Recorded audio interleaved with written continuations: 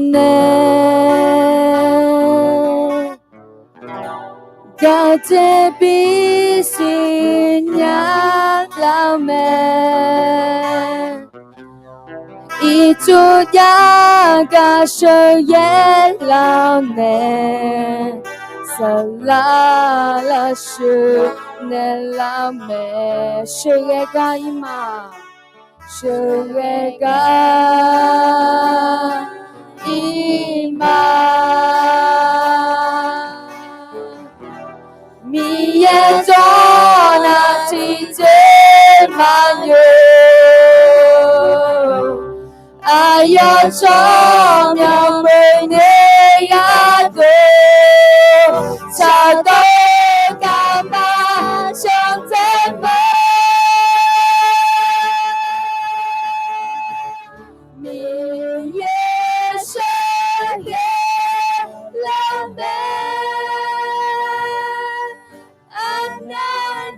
Shaga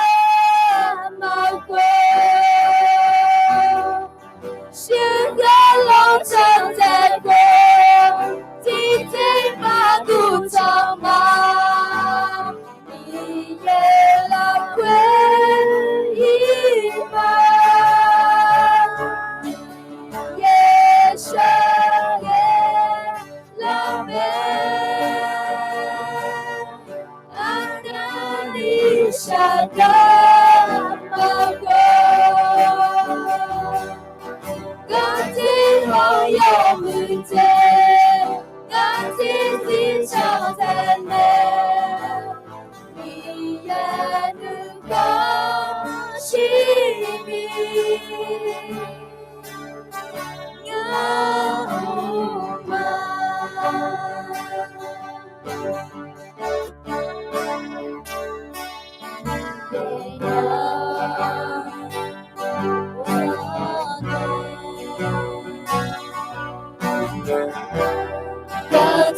Bi shi na lao me itu ya ga shu ye lao ne ya shu ye lao me shu ye ga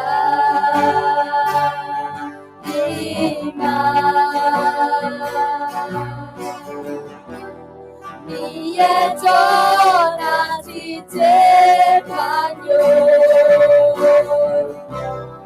ayo chonya mene yado chado kama chotema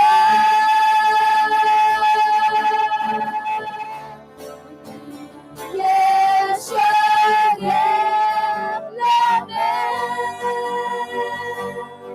Anani Shaga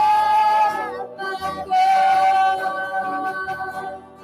Suga Long Tantego Tite Madu Tama Iye La Kwe Ima Yesha Ye La Me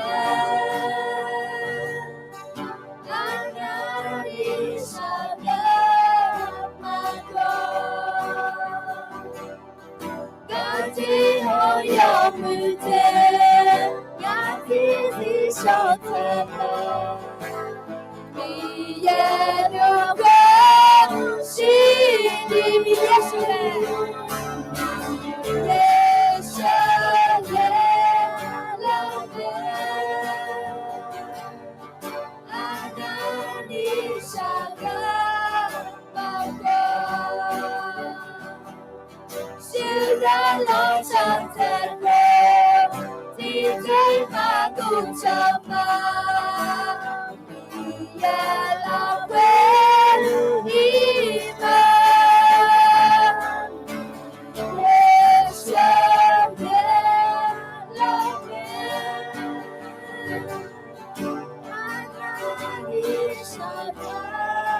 Mako Gati Hoyo Mute Gati Zichotene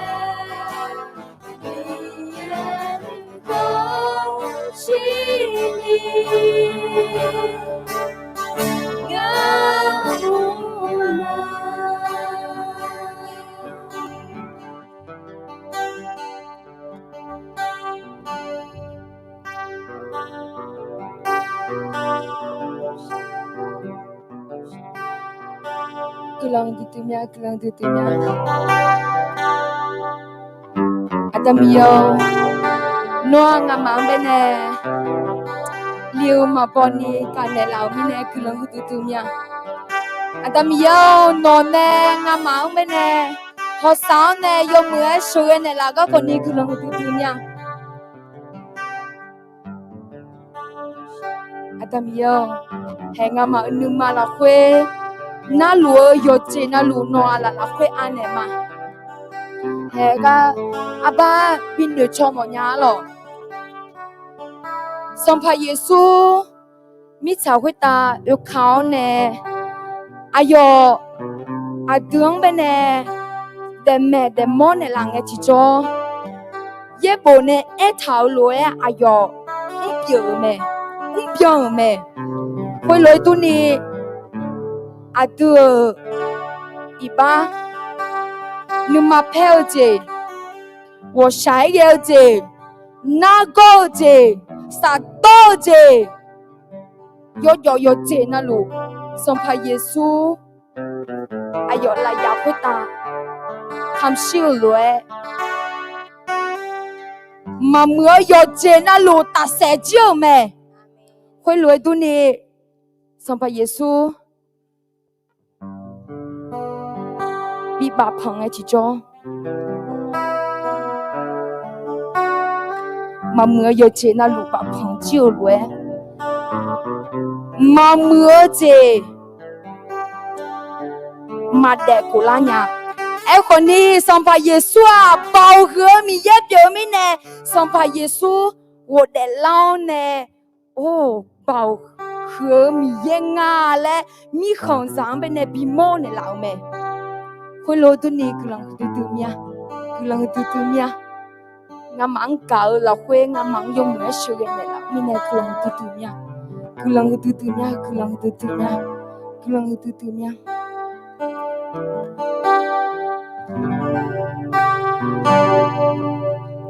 mi ye she ye la me anani shaga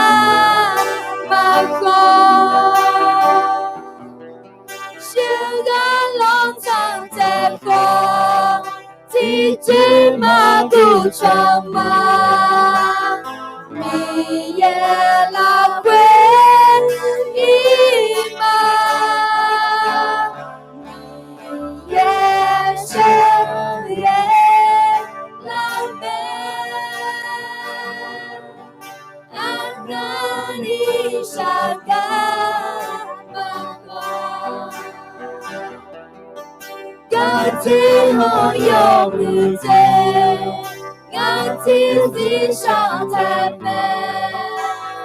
Mi ye nu kong shi mi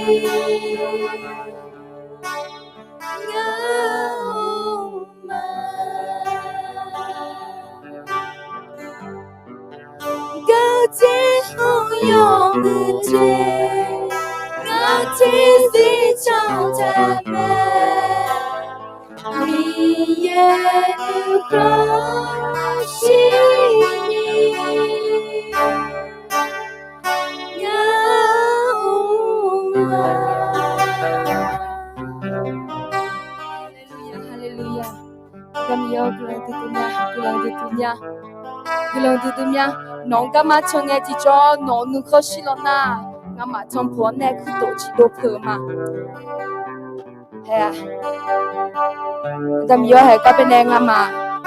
no khu pho yao jiao me ne ya cho ya so yo je na lu nye do le yo do na lu no ne yo do pi pi lo khu lo tu ni ya na hao yo wa na lu pe ta ko ni no na bo phone nè numa la kwe ka an yo nè ngama yo mue zum nya ni adam yo 弄啊嘛没呢，有没事呢啦是来烧就表嘛，有只那路那啦会安呢嘛来，也是就没问那个人烧嘛，阿门了啊，有那路你看呀的了，OK。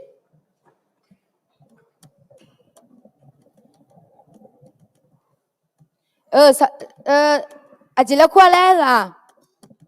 ฮะก็เป็นไงเมล่าตุมาเมล่า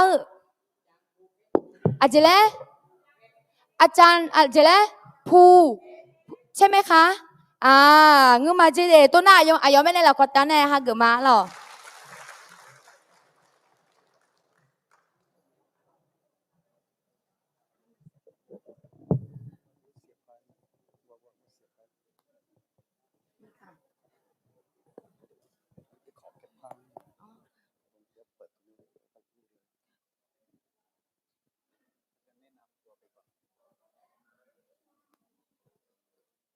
สบายดีอีกครั้งหนึ่งเป็นภาษาลาว มีใครฟังภาษาลาวรู้เรื่องไหมมีนะสวัสดีแปลว่าสบายดี อ้าว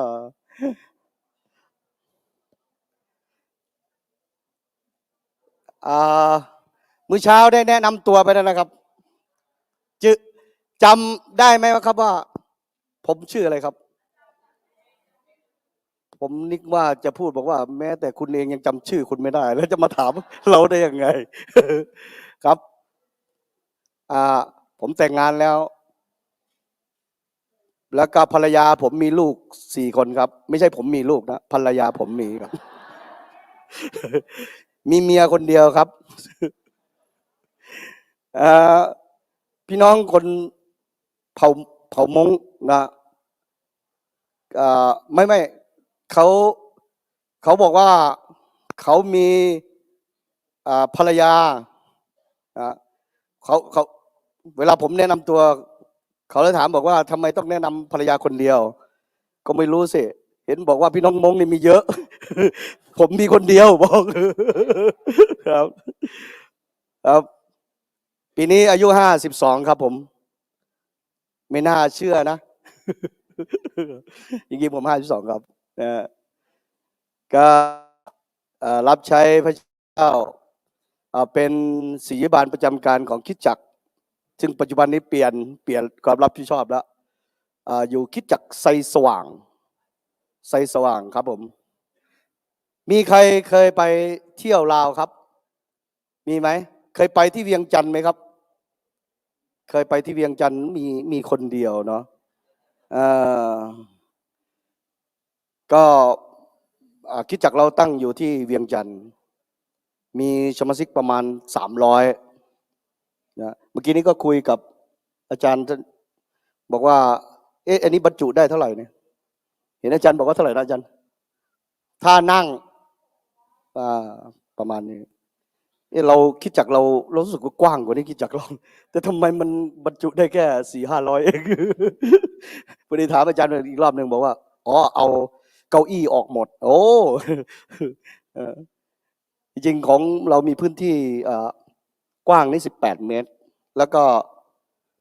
ยาวนี่30 เมตรแต่ว่าเวทีตรงนี้เนี่ยของเราจะค่อนข้างกว้างเพราะว่าเวทีของเรา5x10ยาวนี่10นะยื่นออกมานี้5 เมตรนะก็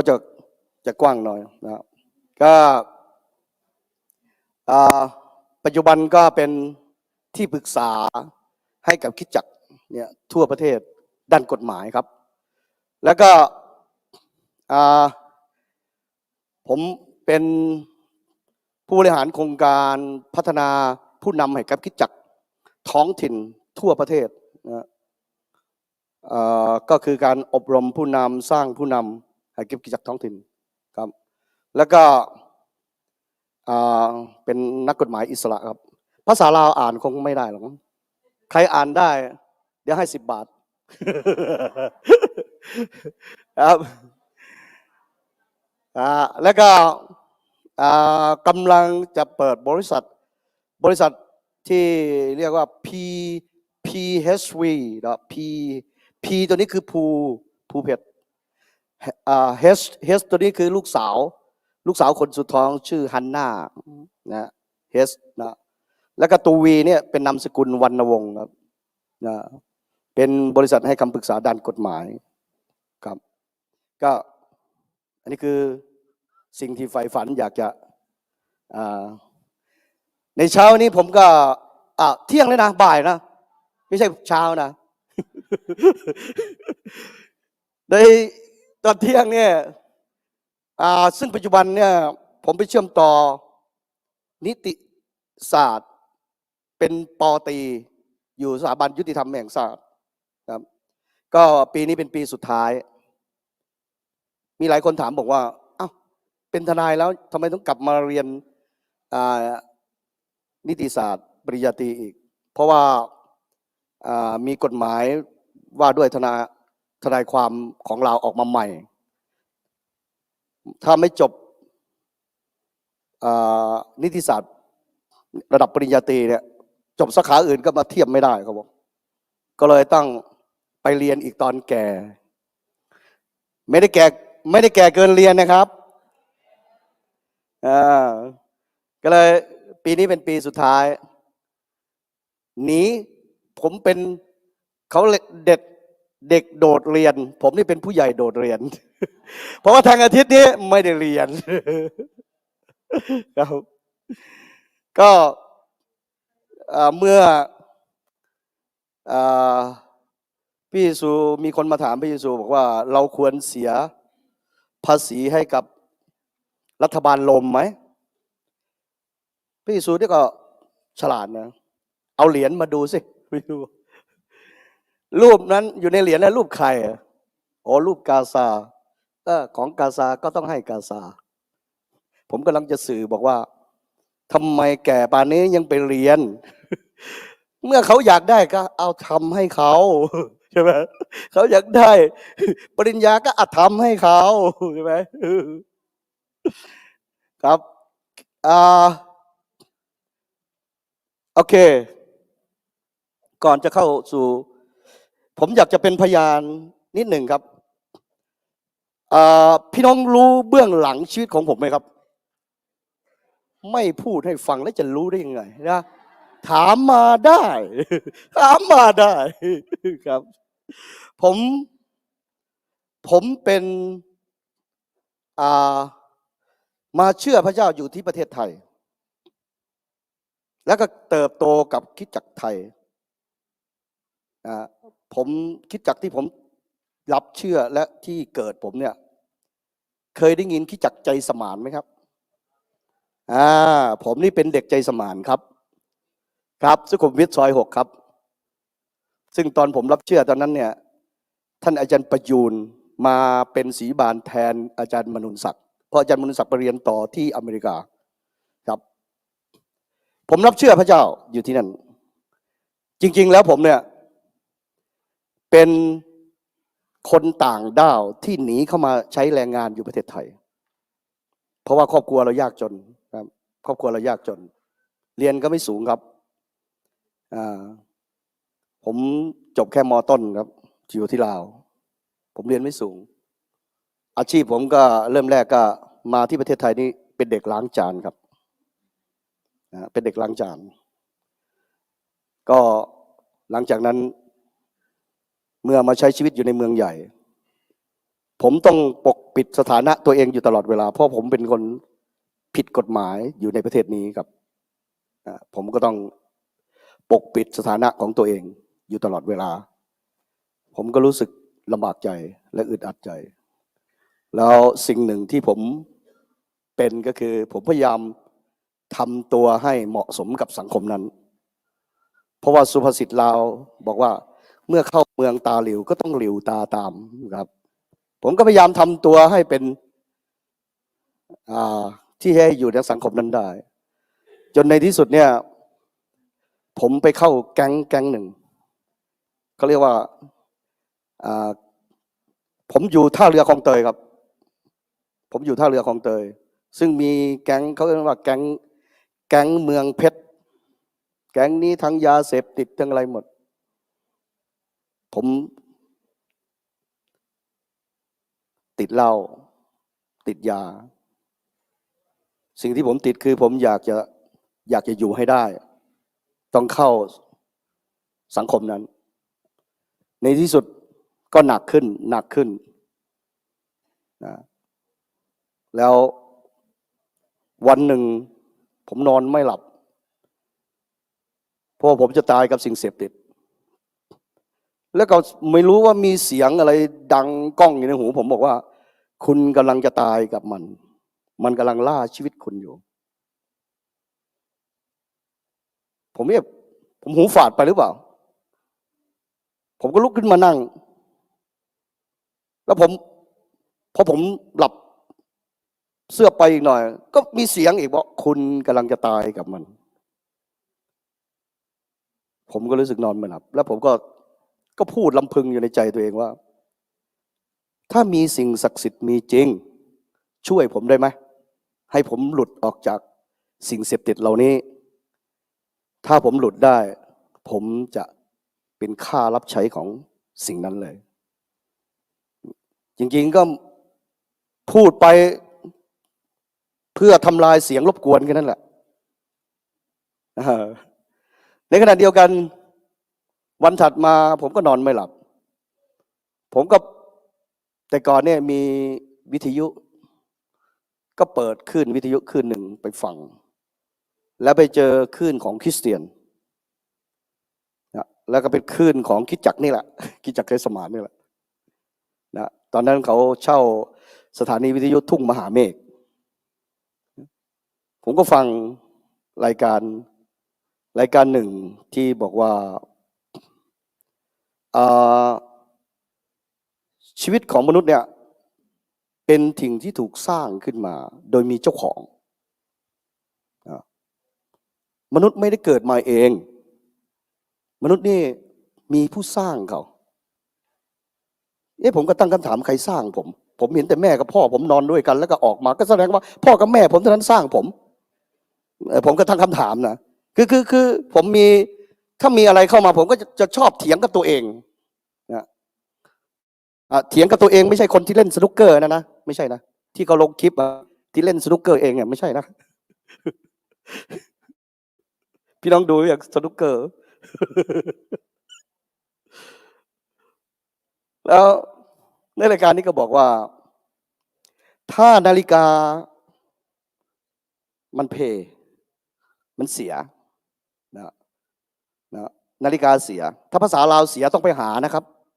แต่ภาษาไทยไม่ใช่เสียต้องเอาไปแปลงใช่ไหมครับภาษาลาวถ้าเสียต้องไปตามหามันเสียคือมันหายครับภาษาลาว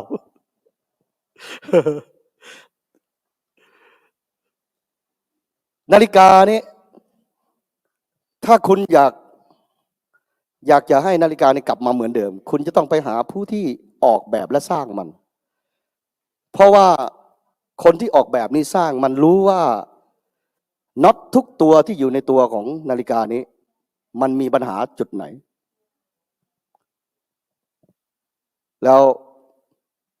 ผู้ดำเนินรายการก็บอกว่าเช่นเดียวกับชีวิตของมนุษย์ถ้าชีวิตของมนุษย์มีปัญหาก็ต้องกลับไปหาพระผู้สร้างเขาเช่นเดียวกันถ้าคุณเอานาฬิกาของคุณ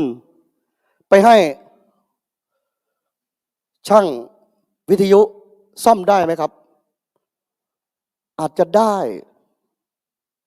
ในระดับหนึ่งอาจจะดูเพราะว่าเครื่องอะไหล่มันหลายๆอย่างก็คล้ายๆกันใช่ไหมอาจจะได้ในระดับหนึ่งแต่สุดท้ายมันก็แก้ไม่ถึงจุดครับเช่นเดียวกันมนุษย์ก็พยายามสร้างศาสนาขึ้นมาก็พยายามที่จะไปหาศาสนาไปวัดเพื่อทำให้จิตใจสบายขึ้นไปบวชเอาผ้าเหลืองมาใส่ปลดผ้าเหลืองเสร็จเป็นยังไงครับเหมือนเดิมครับเผลอๆอยู่ในผ้าเหลืองมันยังเหมือนเดิมเลยใช่ไหม อยู่ที่บ้านผมมีคนมีอายุแล้วประมาณชอบลงวัดลงวาเวลาจะไปวัด เรียบร้อย พูดจาเพราะๆกับลูกกับหลานนะพอไปวัดกลับมาลูกหลานก็มาแอวขอตังค์ไปซื้อขนม ก็ขอไปขอมาก็เริ่มรำคาญอีหานี่เอาแค่นี้นะกูเพิ่งออกมาจากวัด เห็นไหมครับว่ามันช่วยไม่ได้ใช่ไหมครับฉะนั้นเมื่อมนุษย์มีปัญหาก็ต้องกลับไปหาผู้ที่สร้างเขาเพราะผู้ที่สร้างเขานั้นเป็นตัวที่จะแก้ปัญหาให้เมื่อผมฟังแล้วจึงทำให้จิตใจของผมว่าลองดูไม่มีอะไรเสียหายผมก็ลองดูผมไปที่คริสตจักรเนี่ยเพราะว่ารายการนี้เป็นรายการวิทยุของคริสตจักรผมก็ไปที่คริสตจักรเนี่ยก็ผมเห็นคริสตจักรเนี่ยทุกคนเรียบร้อยดีนะผมก็เริ่มผมเป็นคนช่างสังเกตครับผมไปเขาก็ยกมือไหว้ผมก็มองดูผมอยากได้อะไรจากกูเนี่ยแต่เอานะกูไม่มีอะไรที่จะให้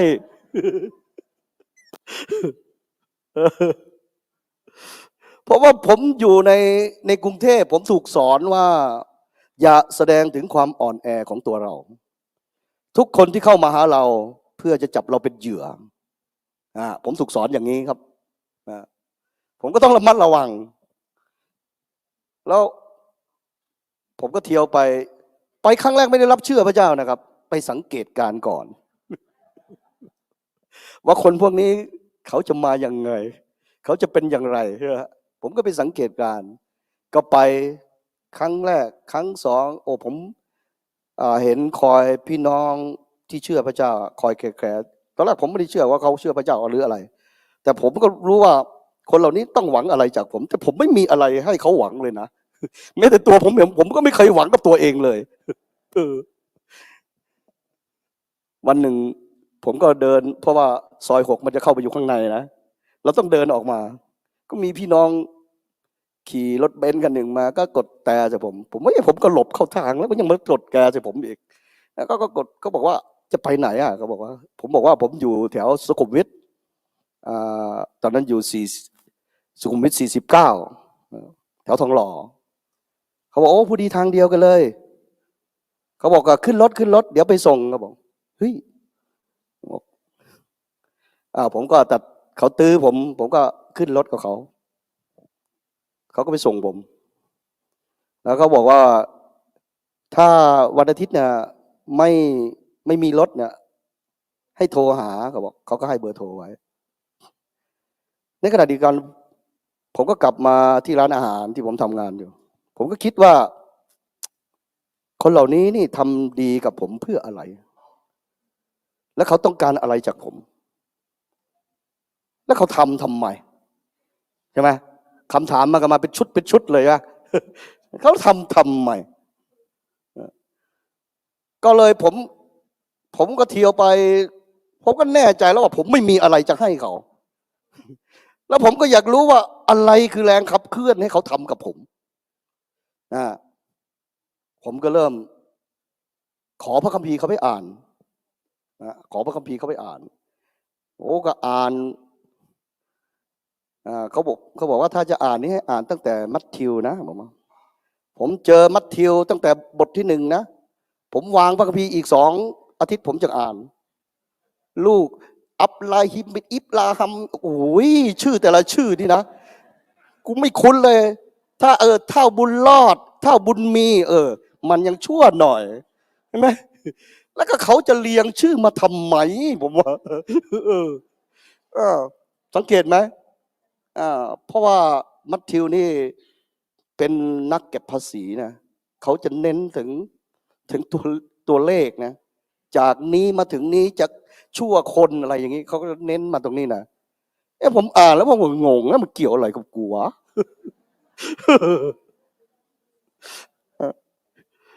จนในที่สุดผมก็ได้เปิดใจรับเชื่อพระเจ้าผู้ที่ให้บังเกิดชีวิตของผมคืออาจารย์ประยูน อาจารย์ประยุนแกนักเลงเลยนะใครจะรับเชื่อเหรอถ้าไม่รับเชื่อพระเจ้าตกนรกนะแกก็บอกไม่กูก็ไม่อยากลงนรกนี่หว่า ผมครับอาจารย์ เพราะว่าอาจารย์ประยุนเนี่ยคาแรคเตอร์เขาเนี่ยเขาเป็นเด็กอุเทนถวายเขาเป็นเด็กช่างกลไงเวลาเขาเทศนานักเลงเลย ผมรับเชื่อวันนั้นไม่ใช่เพราะคำขู่ของเขานะ แต่ว่า ผมก็ส่วนหนึ่งก็จิตใจเปิดมาแล้วครับผมก็รับเชื่อพระเจ้าอยู่ที่นั่นนะผมก็ออกไปต้อนรับพระเจ้าผมเนี่ยเป็นคนหนึ่งที่ใจแข็งผมไม่เคยร้องไห้แต่วันนั้นผมไม่รู้ว่าอาจารย์ประยุนอธิษฐานเผื่อผมอะไรแต่ในขณะเดียวกันผมร้องไห้ไม่หยุดเลยวันนั้นผมรู้สึกว่าผมเห็นตัวของผมอยู่ในเส้นด้ายแดงที่มันกำลังจะขาดชีวิตของผมนะผมก็รู้สึกว่าวันนี้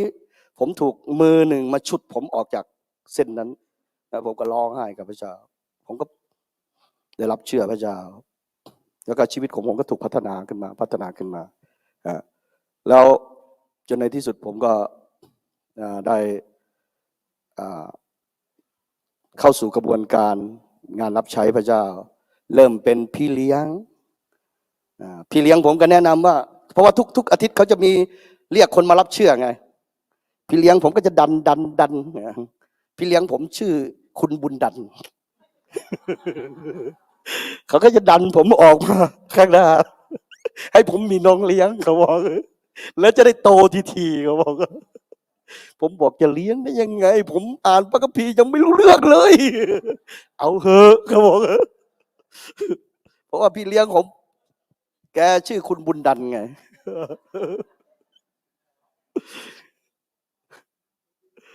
พี่เลี้ยงผมเนี่ยผมใช้พี่เลี้ยงเปลืองที่สุดนะ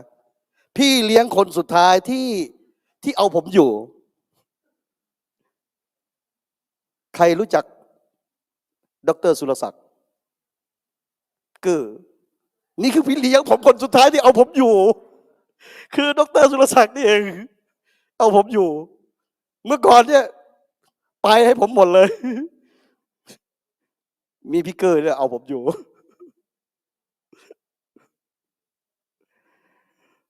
ผมที่ใช้พี่เลี้ยงเปลืองอะผมเพราะว่าตอนผมมารับเชื่อพระเจ้าเนี่ย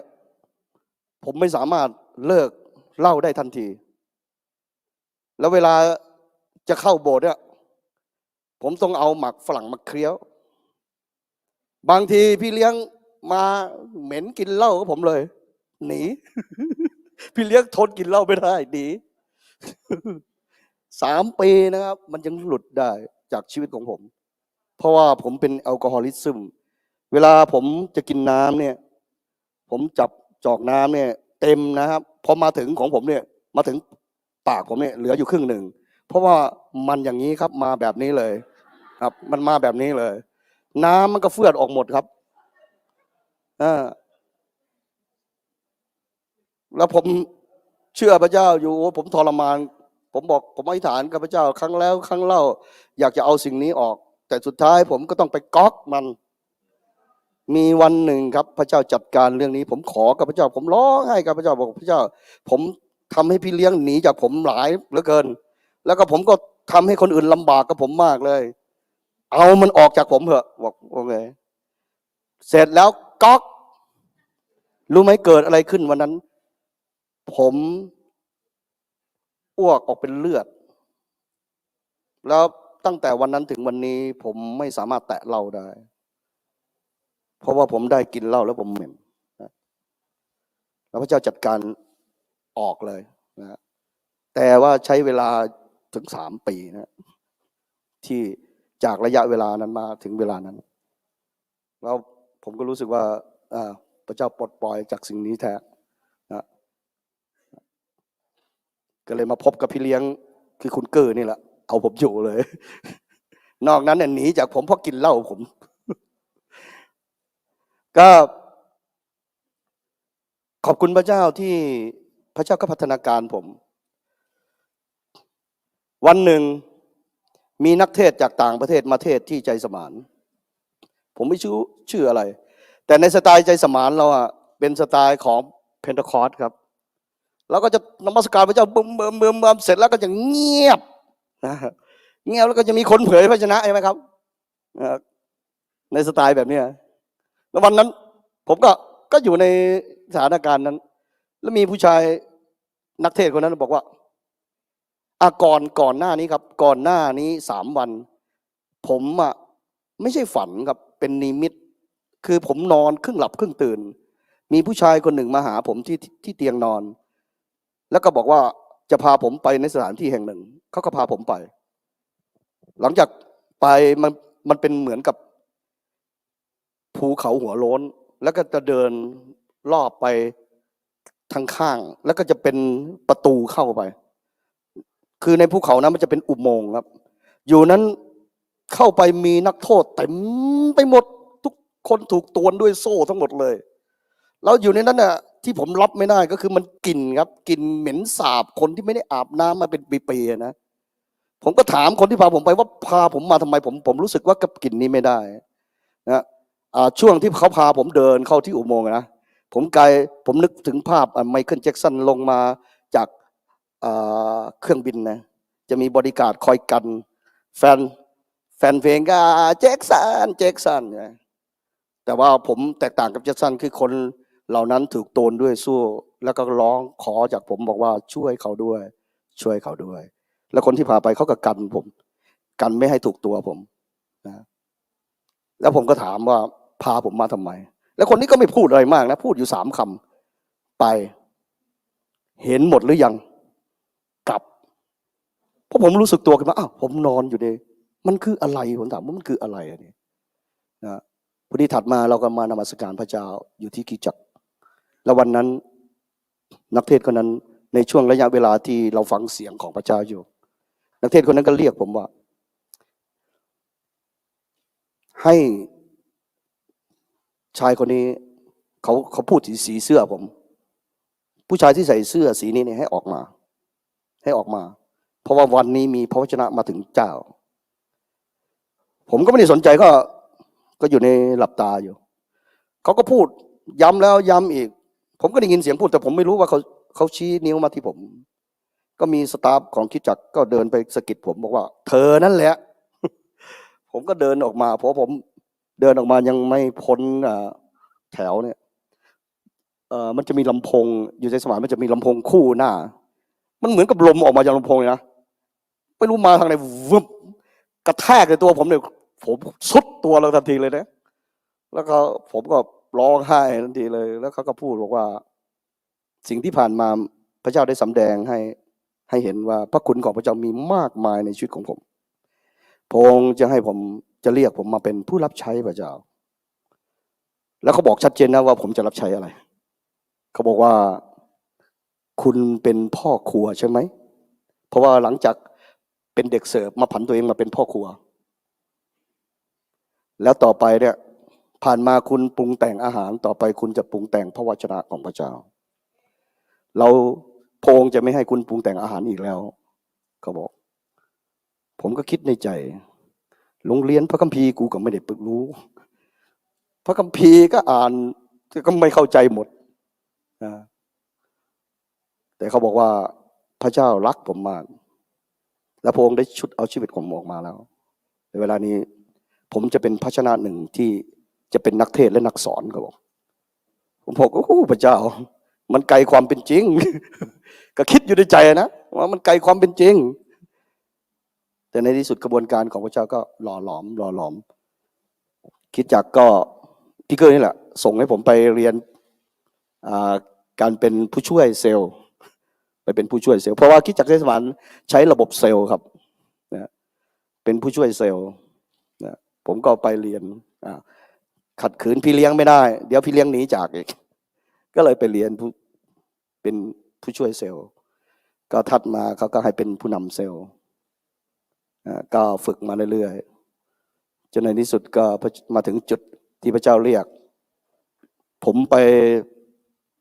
ตัดสินใจไปเรียนพระคัมภีร์อยู่ที่ตอนนั้นอาจารย์ อ่าจริงๆแล้วผมกลับเมืองลาวผมอยากเข้ามาอย่างถูกต้องตามกฎหมายผมก็ไปเดินเรื่องทำพาสปอร์ตอะไรจะเข้ามาทีนี้ผมก็ก่อนจะกลับเมืองลาวนั้นกลับไปลาวนั้นผมก็ไปปรึกษากับอาจารย์ประยูนว่าอาจารย์ผมรู้สึกว่าพระเจ้าเรียกร้องให้ผมได้มาเรียนพระคัมภีร์แต่ผมไม่รู้ว่าผมจะเอาทุนที่ไหนมาเรียนแล้วผมก็ไม่รู้ว่าผมจะไปเรียนที่ไหน อาจารย์ประยูนบอกไงเองนี่ก็เข้าใจพูดนะ ก็เลยบอกว่าอาจารย์ช่วยอธิษฐานแล้วถ้าเป็นไปได้ผมอยากเข้ามาให้ถูกต้องตามกฎหมายผมอยากจะติดต่ออยากจะให้อาจารย์ช่วยว่ามีสถาบันพระคริสตธรรมตรงไหนที่สามารถออกวีซ่าให้ผมได้แกก็เลยแนะนำให้ผมไปเรียนที่โรงเรียนศาสนศาสตร์แบปติสต์สวนภูเพราะว่าตอนนั้นเป็นสถาบันเดียวที่กระทรวงศึกษาของไทยนี่รองรับสถาบัน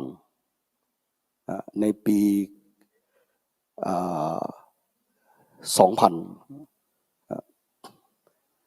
ทีนี้พอ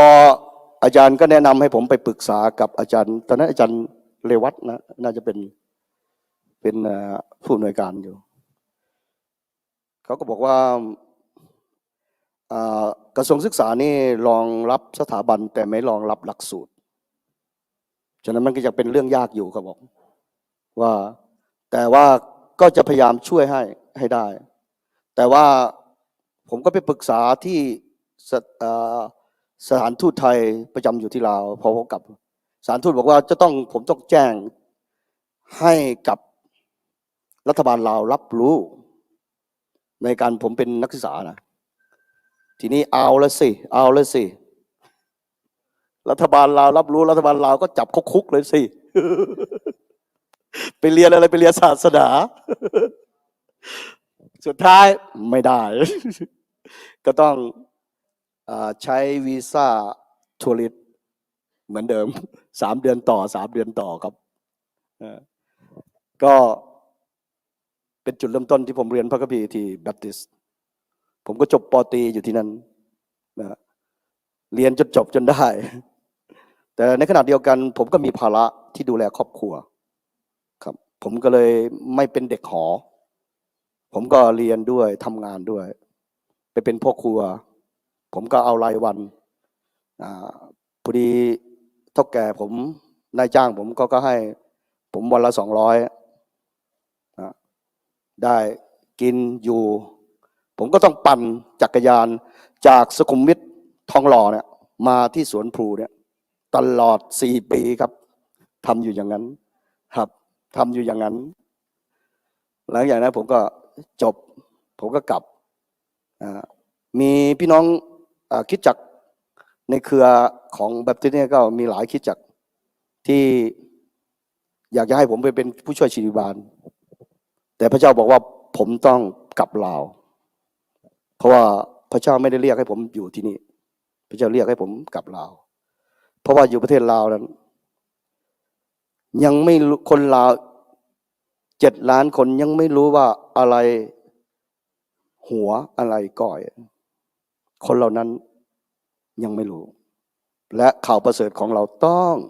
ประกาศกับคนลาวผ่านเจ้าผมก็จำเป็นกลับแต่รู้ไหมว่างานรับใช้อยู่ประเทศลาวคุณต้องมีความเชื่อจริงๆนะผมบอกประเทศไทยนี่ง่ายที่สุดเลยผมเดินแจกใบปลิวตอนที่ผมไปฝึก EE3 แจกกับตำรวจพูดเรื่องพระเจ้ากับตำรวจว่าก็อยากเชื่ออยู่นะแต่เราจงรักภักดีต่อพระบาทสมเด็จพระเจ้าอยู่หัวของเรา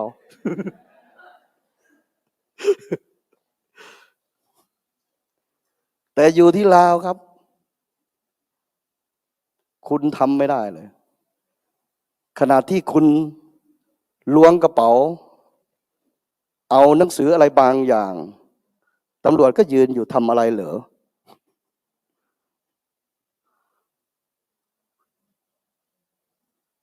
ผมบอกว่า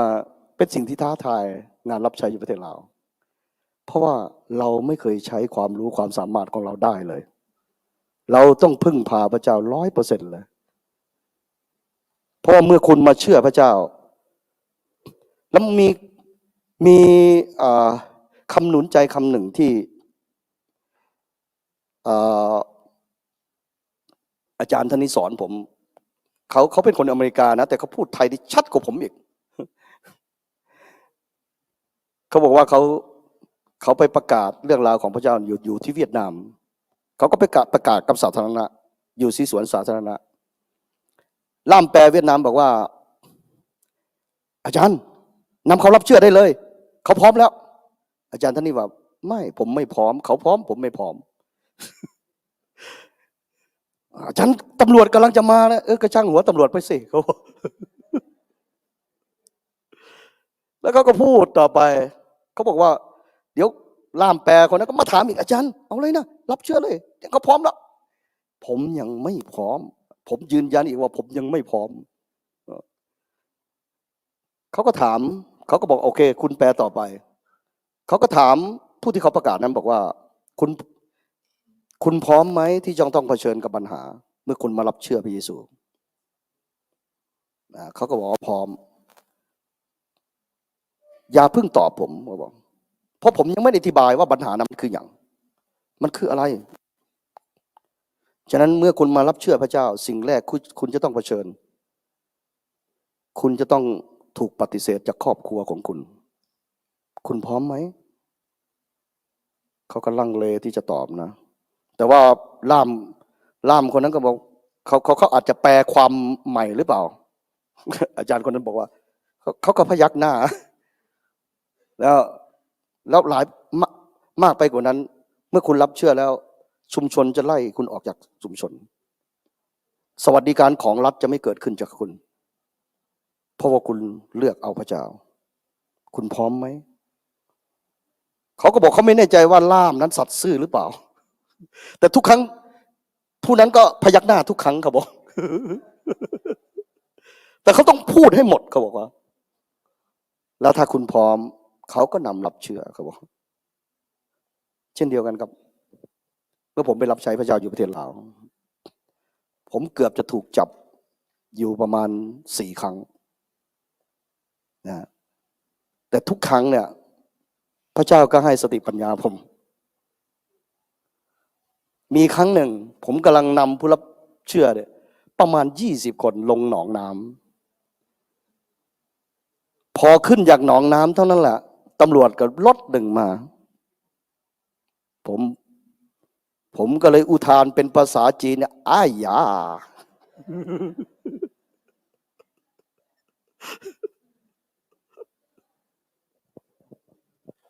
เขาก็บอกมานี่ ผมบอกว่าอะไรเหรอผมบอกคุณทำอะไรอาจารย์ผมบอกว่าคุณควรถามประชาชนเหล่านี้ว่าเขาทำอะไรเพราะว่าผมมาจากการเรียกร้องของเขาไม่ใช่ผมมาทำอะไรแต่เขาเรียกให้ผมมาทำอะไรคุณถามเขาดิ20 คนเนี้ยว่าผมทำอะไรตำรวจก็ไปถามเขาบอกว่าโอ้เชิญอาจารย์มาเองเชิญอาจารย์มาเองเอารอดตัวไป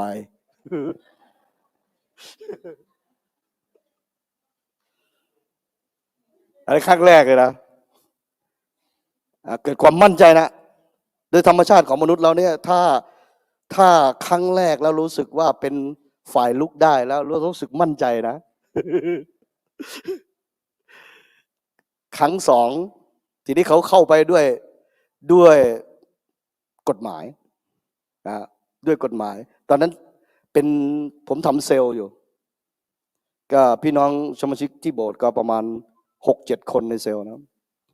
เขาก็เฝ้ารอคอยเก็บข้อมูลทุกเม็ดโดยเขาอัดคลิปไว้ว่าผมสอนอะไร คือเขาอัดเสียงไว้อะเพราะว่าเนื่องจากเข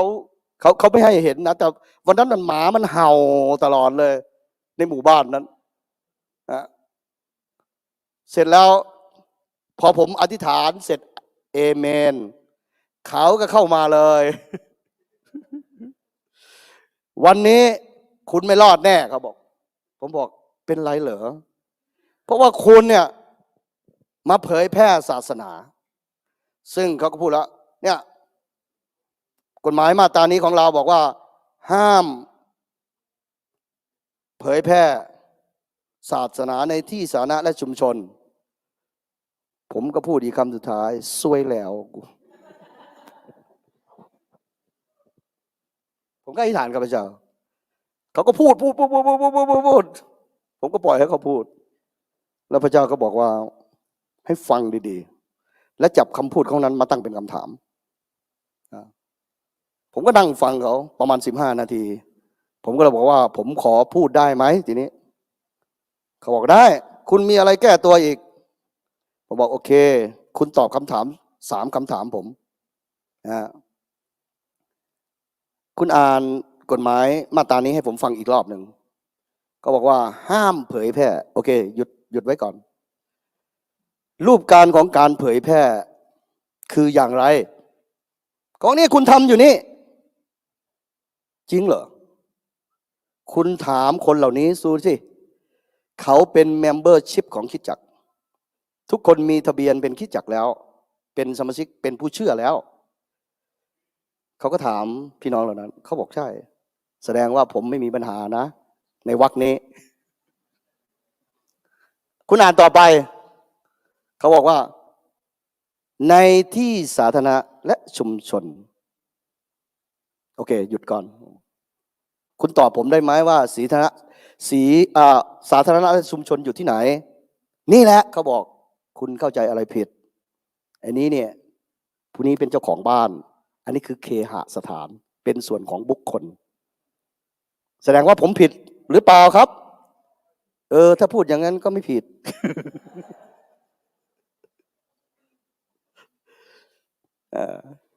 อย่างนั้นแสดงว่าคุณตอบคำถามผมไม่ถูกทั้งหมดใช่ไหมแสดงว่าผมกลับบ้านได้แล้วนะก็คงงั้นเขาว่า วันนั้นรอดอีก ครับอันนี้เป็นจุดหนึ่งที่ทำให้ผมได้เข้ามาสู่งานรับใช้พระเจ้างานรับใช้พระเจ้าพระเจ้าผมกลับไปอยู่บ้านพระเจ้าก็อนุญาตให้ผมได้พบปะหรืออบรมผู้นำให้กับคริสตจักรทั่วประเทศลาวมีอยู่18 จังหวัดนะผมเดินทางทุกจังหวัดนะสิ่งหนึ่งที่พระเจ้าให้โจทย์ผมอยู่3 โจทย์อย่างที่ 1ผู้นำคริสเตียนลาวเกือบทุกคนเลยไม่มีความชัดเจนถูกเรียกเขามาเป็นผู้นำในคริสตจักรไม่มีความชัดเจนเลย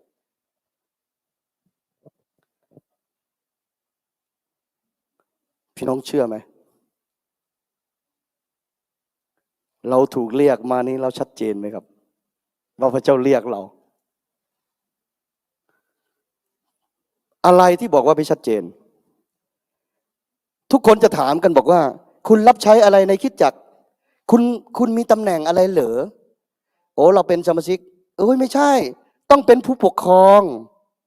ต้องเป็นเฮลัญยิกจะต้องเป็นมัคคณายกจะต้องเป็นอาจารย์อันนั้นถึงตำแหน่งเป็นผู้รับใช้เขาบอกแล้วทุกคนก็ตะเกียกตะกายหาสิ่งเหล่านี้และสิ่งเหล่านี้แล้วทำให้เลื่อยเก้าอี้กันสิ่งเหล่านี้แล้วเล่นการเมืองกันผมบอกว่าอันนี้ชัดเจนหรือเปล่าไม่ชัดเจนครับ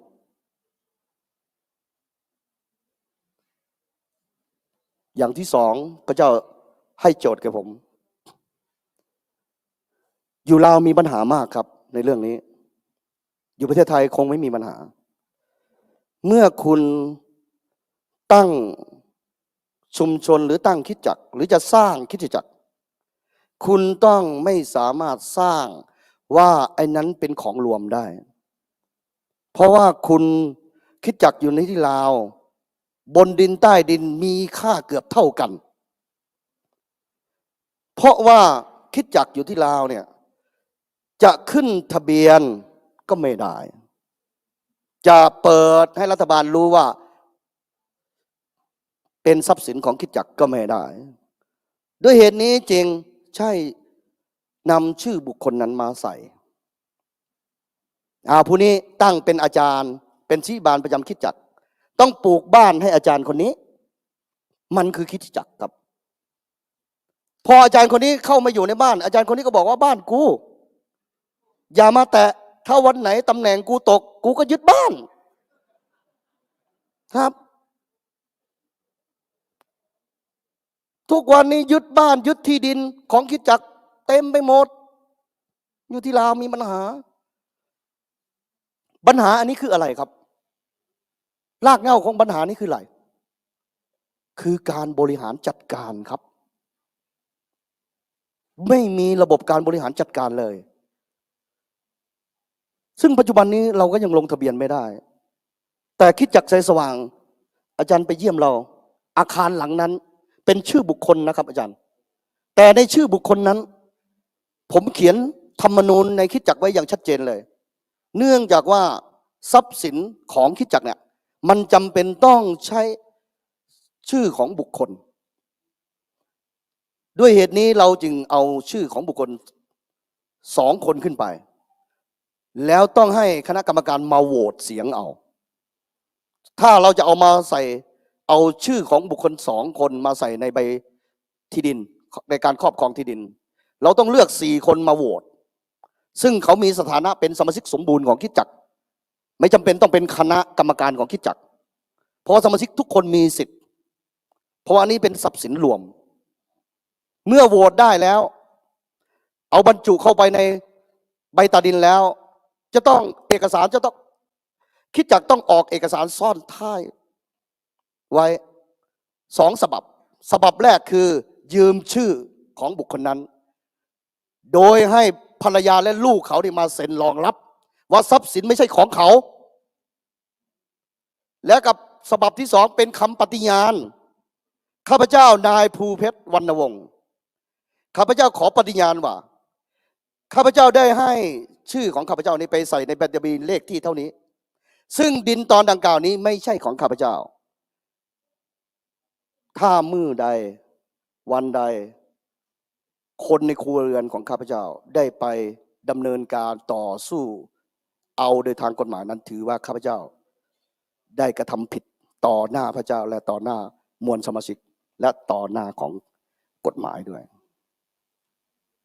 นี่ผมว่าจัดการแบบนี้ฉะนั้นเรามีปัญหาเรื่องบริหารใช่ไหมครับก็เลยให้ทำให้คริสตจักรได้อ่อนแอลงปัญหาที่3ที่เราเจอเมื่อคริสเตียนเมื่อคนลาวมาเชื่อพระเจ้าแล้วเขาไม่สามารถที่จะเป็นพลเมืองลาวได้100%อันนี้ในความรู้สึกนะครับรวมทั้งพฤติกรรมของสังคมลาวฉะนั้นเมื่อมาเชื่อพระเจ้าแล้วใครก็มีสิทธิ์อยากจะทำอะไรเขาก็ได้เขามีไก่เขาก็ไปจับมาต้มกิน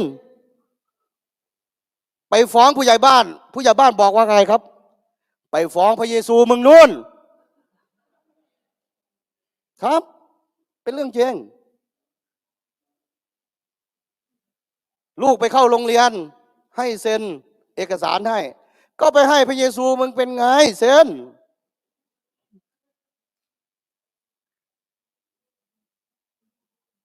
นี่คือสิ่งที่มันเกิดขึ้นในสังคมเราและเป็นโจทย์ที่3ที่พระเจ้าให้กับผมและพระเจ้าถามบอกว่าเจ้ามีวิธีการหน่อยที่จะช่วยแก้โจทย์ทั้ง3โจทย์นี้ได้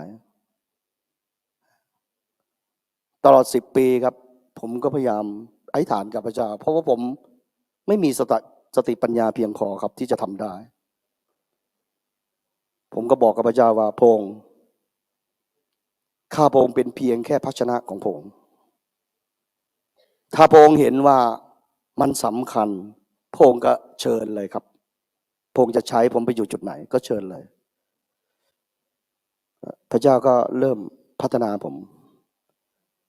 มาเรียนกฎหมายได้ยังไงครับพอดีช่วงปี 2018ทางตอนนั้นอาจารย์มนุนศักดิ์ไปเป็นผู้อำนวยการของโรงเรียนพระคริสตธรรมเบนทาคอสต์แกก็เลยถามผมว่าไม่อยากมาเรียนต่อเหรอผมบอกว่าอยากมันก็อยากเลยนะอาจารย์แต่ว่าผมต้องทิ้งครอบครัวไปอยู่กรุงเทพมันคงไม่ไหวอ่ะแกบอกว่าอะไรคือปัญหาเวลางานรับใช้งบประมาณให้อธิษฐานต่อพระเจ้าผมพบแกก่อนน่าจะเป็น2016กับ2017ประมาณนี้แหละแล้วผมก็อธิษฐานเรื่องนี้กับพระเจ้าว่าพระเจ้าถ้าว่ามันเป็นความตะเกียกตะกายที่ผมอยากจะได้ปริญญาโทขอพระองค์เอาออกไปเถอะเพราะว่าเข้าแผ่นดินสวรรค์พระองค์ไม่ได้ถามว่าผู้เพชรจบโทหรือเปล่าพระองค์ไม่ถามแน่ครับแต่ถ้าว่ามันเป็นสิ่งที่พระเจ้าเตรียมชีวิตของผมก็พร้อมที่จะให้พระองค์เตรียมปี 2018มีโครงการของ POC Fund POC for Timothy Fund ให้สำหรับคนลาวอยู่ที่10 ทุนผ่านโรงเรียนพระคริสตธรรมเพนทาคอสต์เป็นของแคนาดา เพนทาคอสต์แคนาดาครับ POC ตัวนี้ผมก็ได้ทุนนั้นหนึ่งในนั้นแล้วหลายไปกว่านั้นเนื่องจากว่าคนลาวจะเที่ยวไปเรียนที่กรุงเทพไม่ไหวเขาก็เลยมาทำวิทยาเขตอยู่ที่หนองคายว้าวผมเรียนฟรีไม่มีหน่วยเกตแล้วก็ใกล้ๆเราด้วยผมไปโทรไปถึงปรึกษาอาจารย์มนุนศักดิ์อาจารย์มนุนบอกว่าแล้วอะไรละขัดขวางแล้วเวลานี้ผมก็ไปเรียนต่อผมเรียนจริงๆผมเรียนตั้งแต่2015นะประมาณนี้แหละ2015มาจบ2018หลังจากที่ผมได้จบแล้วพอดีในหมู่บ้านที่ผมอยู่ผมผู้ใหญ่บ้านก็เลยขอให้ผมไปเป็นผู้ช่วยเพราะว่าเขารู้ว่าผมเรียนจบปริญญาโทแต่เขาไม่รู้หรอกว่าผมจบโทด้านบริหารเพราะว่าหลักสูตรที่ผมเรียนเป็นการบริหาร administration of organization ผมเรียนเป็นการบริหารจัดการองค์กรเขาก็เลยบอกว่ามาช่วยได้ไหมเขาบอกผมก็บอกว่าถ้าจะให้ผมช่วยตลอดเนี่ยไม่ได้เพราะผมต้องไปโบสถ์เพราะเขารู้ว่าผมเป็นคริสเตียนเขาบอกได้ไม่เป็นไรอาจารย์ก็สามารถมีเวลาไหนก็มาช่วยเขาบอกพอดีผมก็เข้าไปช่วยที่บ้านแล้วช่วยอยู่ประมาณปีหนึ่งมั้งก็เลยมีทุนจากสถาบันยุติธรรมแห่งชาติของเรานี่แหละเพราะว่าเขาจะต้องฝึกผู้ใหญ่บ้านผู้ช่วยอะไรอย่างเงี้ยให้รู้จักกฎหมายครับให้รู้จักกฎหมายเขาก็เลยมีกองทุนหมู่บ้านให้ผมไปเรียนผมก็เลยได้เรียนเป็นกองทุนฟรีครับก็ขอบคุณพระเจ้าครับอันนี้เป็นจุดเริ่มต้นที่ผมเรียนกฎหมายครับเป็นจุดเริ่มต้นเลยหลังจากผมเรียนจบตรงนี้คอร์สตรงนี้ประมาณ4 เดือนมั้งแล้วพอดีสภาทนายความเราต้องการเนื่องจากว่ามูลนิธิเอเชียฟาวเดชั่นเนี่ยเข้าไปกระตุ้นให้บทบาทขบวนการกฎหมายของเรานี่มันศักดิ์สิทธิ์เขาก็เลยส่งเสริมสภาทนายความให้อบรมให้มีทนายมากขึ้นในสภาผมก็เลยเอาเอกสารไปยื่นดูว่าจะติดหรือไม่ติดก็ไปยื่นมีชื่อผม ผมก็ได้ไปเรียนครับได้ไปเรียน ผมเรียนอยู่เดือนหนึ่งฝึกอบรมมารยาทของทนายความ เสร็จแล้วไปฝึกตัวจริงอีกปีหนึ่งไปฝึกตัวจริงอีกปีหนึ่งแล้วก็ได้ใบรองรับการเป็น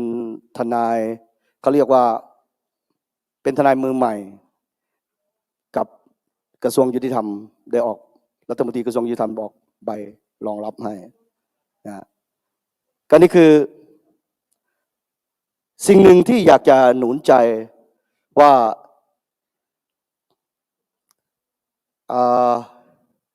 ชีวิตเรานะถ้าเราไม่รู้จักพระเจ้าชีวิตของผมถ้าผมไม่รู้จักพระเจ้าผมไม่รู้ว่าจะมาถึงตรงนี้ได้ไหมวันที่ผมขึ้นไปรับใบประกาศปริญญาโทอยู่ที่สถาบันพระคริสตธรรมเพนทคอสต์วันนั้นผมรู้สึกซาบซึ้งในพระคุณของพระเจ้าจนน้ำตาผมไหลผมคิดถึงผมเป็นเด็กล้างจานครับผมคิดถึงผมเป็นเด็กเสิร์ฟผมคิดถึงความด้อยโอกาสของผมคิดถึงความเกเรของผมคิดถึงชีวิตของผมที่สังคมปฏิเสธแต่เมื่อผมมีพระเจ้าผมเลือกที่จะเอาพระเจ้าเข้ามาอยู่ในชีวิตของผมวันนี้ผมร้องไห้ผมบอกพระเจ้าว่าผมนำผมมาไกลมาก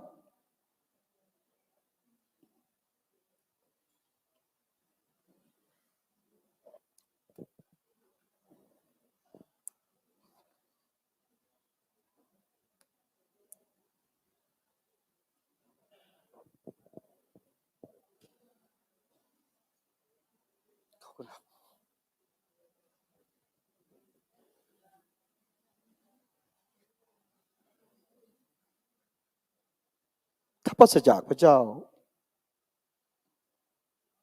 ผมน่าจะกลายเป็นไอ้ขี้ยาหรือไม่ก็จบชีวิตลงด้วยแอลกอฮอล์แต่เมื่อผมมอบชีวิตให้พระเจ้าวันนี้ผมสามารถเป็นสามีที่ดีได้วันนี้ผมเป็นพ่อที่ดีได้วันนี้ผมเป็นผู้นำที่ดีได้ถ้าไม่มีพระเจ้าผมนึกถึงพระคำของพระเจ้าว่าถ้าเราสู้ชีวิตเพื่อพระองค์เราจะได้ชีวิตแต่ถ้าเราไม่สู้เราก็จะไม่ได้อะไรเลยเราก็จะสูญเสียชีวิตไปด้วย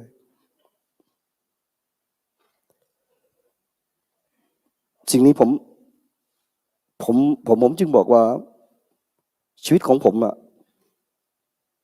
เป็นของพระเจ้าแล้วผมจะปฏิเสธงานรับใช้ได้ยังไงสิ่งที่ผมได้มาเกี่ยวพันกับพี่น้องอาขาผมก็เห็นในคลิปต่างๆผมก็ไม่รู้จักคำจันทร์และผมก็ไม่รู้จักด้วยว่าในประเทศลาวนี่มีอาขาเหรอนะอาขานี่เป็นใครผมก็ไม่รู้ด้วย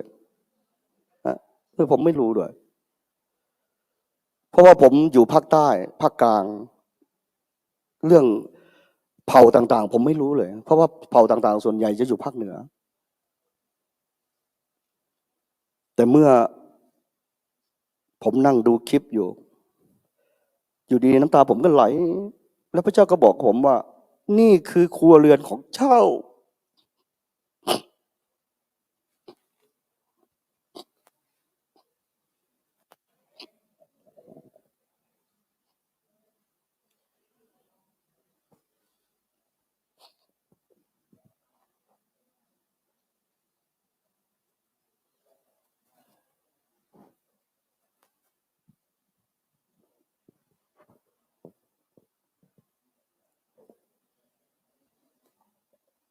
พระเจ้าบอกว่านี่คือครัวเรือนของเจ้า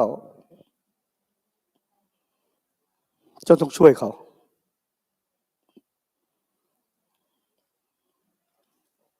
วันที่คำจันทร์ตัดสินใจพาครอบครัว16 คนนั่งรถไฟ ผมไปรับอยู่สถานีรถไฟผมสื่อสารได้แต่เพียงแต่คำจันทร์คนเดียวอยู่สถานีรถไฟเขาถามบอกเพราะว่าเขามารอบสุดท้ายไงเขาถามบอกว่าคุณมารอรับใครเหรอพี่น้องพอพี่น้องเพราะว่าวันนั้นเขาใส่เต็มชุดเลยนะเขาใส่เต็มชุดเลย16 คนเขาใส่เต็มชุดเลยแล้วคนที่ถามผมบอกว่าคุณเป็นอาขาเหรอเปล่าเอาแล้วพี่น้องคุณได้ยังไงโอ้เป็นพี่น้องกันผมไม่สามารถสื่อสารกับเขาได้แต่พระเจ้าบอกว่านี่คือครัวเรือนของเจ้านี่คือครัวเรือนของเจ้าฉะนั้นครับเมื่อเรามีพระเจ้าแล้วในพระธรรมเอเฟโซบอกอย่างนี้ครับท่านไม่ใช่คนต่างด้าวท่าวต่างแดนอีกต่อไปจะไม่มียิวและไม่มีกรีกแต่ท่านเป็นไผ่พลของพระเจ้าเป็นครัวเรือนของพระเจ้าเป็นประชากรของพระเจ้ามนุษย์ก็พยายามกีดกันกันด้วยวัฒนธรรมด้วยภาษาด้วยระดับความรู้ความสามารถด้วยวัตถุแต่ในพระเจ้าไม่ใช่ไม่มีสิ่งใดที่จะกีดกันได้ผมพาพี่น้องอาขาเข้าไปที่คริสตจักรเขาก็ใส่เต็มชุดเขาพี่น้องหลายคนก็ถามว่าเอ้าพี่น้องเหล่านี้เป็นใครอ๋อไอ้นี่ญาติของอาจารย์ภูเพชรเขาบอกขอบคุณพระเจ้าครับผมได้ญาติพี่น้องสมาชิกอยู่ที่คริสตจักรบอกว่าไอ้นี่ญาติใกล้ชิดของอาจารย์ภูเพชรเขาบอกครับนี่คือสิ่งที่มันผมอาจารย์ทอมถามบอกว่าอาจารย์ได้ภาษาอาขาด้วยเหรอไม่ได้ เอาอาจารย์อยู่กับเขาได้ไงก็อยู่อย่างนั้นแหละขอบคุณพระเจ้าแล้วก็ผมดีใจที่จะยืนในท่ามกลางพี่น้องทั้งที่ผมไม่ใช่อาขาครับแต่ผมก็รู้ว่าอาขาก็เป็นเพียงแค่ที่ให้พี่น้องเติบโตเท่านั้นแต่เมื่อพี่น้องมีพระเจ้าแล้วทุกคนเป็นไผ่พลของพระเจ้าไม่มีชาติไม่มีเผ่าพันธุ์เรามีมาจากที่เดียวกันก็คืออาดามและเอวาเห็นไหมนะครับดังนั้นอยากหนุนใจเขาอยากหนุนใจครับนะแล้วก็ผมยินดีที่จะรับใช้พี่น้องถ้ามีอะไรผมช่วยได้ถ้าเห็นว่าผมเนี่ยพอมีประโยชน์สำหรับพี่น้องผมยินดีครับที่จะรับใช้พระเจ้าร่วมกับพี่น้องผมบอกกับตัวเองแล้วบอกกับครอบครัวตลอดเวลาภรรยาผมเป็นห่วงผมมากเพราะว่าเวลาผมไฟกับตำรวจเนี่ยผมเปิดหน้าชนเลยนะเวลาผมโทรหาตำรวจผมบอกให้จดชื่อผมดีๆจดเบอร์โทรให้ผมดีๆแล้วคุณสามารถติดต่อผมได้ตลอด24 ชั่วโมงตำรวจบอกว่าไม่เถียงหรอกเถียงกับนักกฎหมายเถียงก็สู้ไม่ได้เขาเพราะผมไม่ชอบความไม่เป็นธรรมครับผมไม่ชอบแล้วผมก็ไม่ชอบที่จะรังแกเห็นคนอื่นรังแกผมไม่ชอบแบบเพราะว่าชีวิตมนุษย์เรามีค่าเท่ากันไม่ใช่ว่าคนนี้มีค่ากว่าคนนี้ไม่ใช่ครับมนุษย์เราทุกคนเนี่ยศักยภาพของมนุษย์เนี่ยความเป็นมนุษย์นี่เท่ากันนะครับเมื่อก่อนผมเข้าใจผิดว่าโอ้คนอเมริกานี่คงจะเก่งกว่าคนลาวแล้วคนลาวนี่ก็คงจะไม่มีวันที่จะเก่งหรอกนะแล้วพระเจ้าก็สอนผมบอกว่าจริงๆแล้วเนี่ยความเก่งความสามารถเนี่ยมันอยู่ที่แวดล้อมถูกสร้างและดึงศักยภาพมันออกมาเท่านั้นเองวันหนึ่งผมไปสอนเซลล์ ผมพาลูกชายผมไปด้วย ผมไปสอนกลางคืนครับไปแล้วช่วง2 ทุ่มเนี่ยเด็กๆก็จะเริ่มทยอยหนีไปผมไปทุกครั้งผมก็ถามว่าเด็กๆเหล่านี้ไปไหนเพราะเด็กๆเหล่านี้เนี่ยเขาไปเก็บหอยมาขายแล้วอยู่เขตนอกครับเพราะว่าชั่วโมงไหนหอยจะมันจะฟูขึ้นมาหน้าน้ำครับแล้วเขาจะเอาสวิงเนี่ยไปซ้อนเอาครับผมบอกว่าผมก็บอกลูกชายบอกว่าเนี่ยลูกเนี่ยรู้ไหมว่าเด็กๆเหล่านี้เนี่ยอาจจะไม่เก่งคอมพิวเตอร์เหมือนกับลูกภาษาอังกฤษเขาไม่ได้แต่เขาเนี่ยเรียนรู้จากธรรมชาติเวลาไหนหอยมันจะขึ้นเขายังรู้เลยแล้วผมก็สอนลูกบอกว่าเมื่อเขาอยู่กับสิ่งไหนมนุษย์ไม่ว่าชาติไหนเผ่าไหนและธรรมชาติจะดึงศักยภาพของเขาออกมาศักยภาพจะถูกพัฒนาจากแวดล้อมนั้นถ้าไม่เชื่อนะเอาลูกพี่น้องเนี่ยไปอยู่อเมริกาแล้วก็เอาลูกคนอเมริกามาอยู่กับพี่น้องลูกพี่น้องมันจะกินแต่พิซซ่าฮัทมันจะพูดแต่ภาษาอังกฤษลูกคนอเมริกามันก็จะพูดแต่ภาษาอาขากินหนอรันเห็นไหมครับเพราะว่าแวดล้อมมันจะดึงเอาออกมา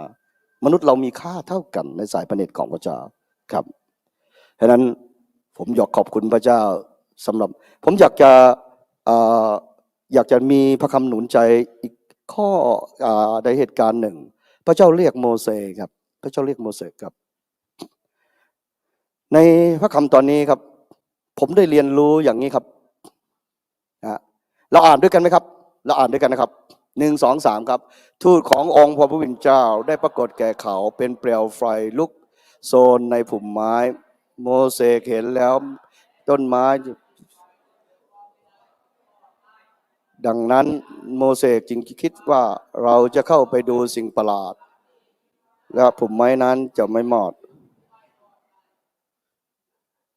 เมื่อองค์พระผู้เป็นเจ้าทอดพระเนตรเห็นโมเสสคิดพระองค์จึงทรงเรียกจากพุ่มไม้นั้นว่าโมเสสโมเสสโมเสสทูลว่าพระองค์พระบิดาตรัสว่า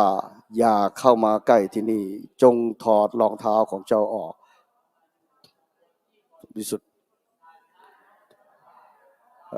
และพระเจ้าบรรพบุรุษของเจ้าพระเจ้าของอับราฮัมพระเจ้าของอิสอัคพระเจ้าของยาโคบเมื่อได้ฟังดังนั้นโมเสสจึงปิดตาตนเองเพราะกลัวสิ่งที่พูดกับพระเจ้าองค์พระผู้เป็นเจ้าตรัสว่าเราได้เห็นความทุกข์เข็นของประชากรของพวกเราได้ยินเสียงขวนคางเรื่องจากเขา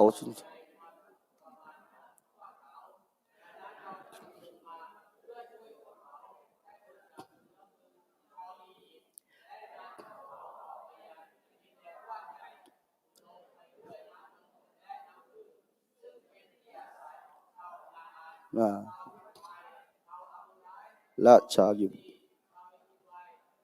วเยบูขณะที่เลี้ยงคำควรของชนชาติอิสราเอลมาถึงเราได้เห็นวิธีการที่เขาชาวอียิปต์กำลังกดขี่ข่มเหงพวกเขาบัดนี้จงไปเถอะเราจะส่งเจ้าไปฟาโรห์เพื่อนำอิสราเอลประชากรของเราออกจากขอให้เราอธิษฐานด้วยกันนิดพระเจ้าลูกสรรเสริญพระองค์ในบ่ายวันนี้พระองค์อยากจะพูดสิ่งใดกับพวกลูกในที่นี้พวกลูกพร้อมแล้วที่จะฟังพระองค์เจ้าค่ะขอการตรัสมาถึงหัวใจมาถึงจิตวิญญาณของพวกลูกด้วยขอองค์พระวิญญาณบริสุทธิ์พระองค์เป็นพระผู้ช่วยให้นำพาความจริงมาสู่ชีวิตของพวกลูกด้วยจึงขอมอบโอกาสนี้ต่อพระพักพระองค์ในนามของพระเยซูคริสต์เจ้าอาเมนพระเจ้าเรียกโมเสสในขณะที่โมเสสไม่มีความพร้อมอะไรเลย ในเหตุการณ์นี้พระคัมภีร์ได้บันทึกบอกว่าโมเสสได้ปฏิเสธการทรงเรียกของพระเจ้าใช่ไหมครับโมเสสบอกว่าเขาพูดไม่เป็นเขาพูดไม่เก่งพี่น้องคิดว่าโมเสสพูดความจริงไหมครับฮะผมคิดว่าโมเสสไม่พูดความจริงครับเพราะว่าโมเสสมีความรู้สึกขมขื่นอยู่กับพระเจ้า40 ปีที่แล้วพระองค์อยู่ไหนฮะพระองค์อยู่ไหน40 ปีที่แล้วโมเสสบอกตอนนั้นโมเสสพร้อมมากเลยแต่พระเจ้าไม่พร้อมเพราะอะไรพระเจ้าไม่พร้อมครับเพราะว่าความพร้อมของโมเสสนั่นเองตอนนั้นโมเสสอยู่ในฐานะเป็นอะไรครับราชโอรสเป็นผู้มีสิทธิอำนาจพร้อมที่จะระดมพลใช่ไหมครับพร้อมที่จะมีกำลังทหารใช่ไหมครับพร้อมที่จะทำการปลดปล่อยอิสราเอลด้วยกำลังใช่ไหมครับแต่พระเจ้าบอกว่าไม่เพราะว่าถ้าเราปล่อยให้เจ้าไปทำอย่างนั้นเจ้าก็กลายเป็นพระเจ้าซะเองซะละแต่ในขณะนั้นก็ไม่วายนะครับชนชาติอิสราเอลทำไมชนชาติอิสราเอลถึงไปถามหาศพของโมเสสครับพระคัมภีร์ได้บันทึกบอกว่าหลังจากที่พระเจ้าให้โมเสสเสียชีวิตพระเจ้าเก็บศพทันทีเลยและชนชาติอิสราเอลก็เกณฑ์คนไปหากันจ้าละวัน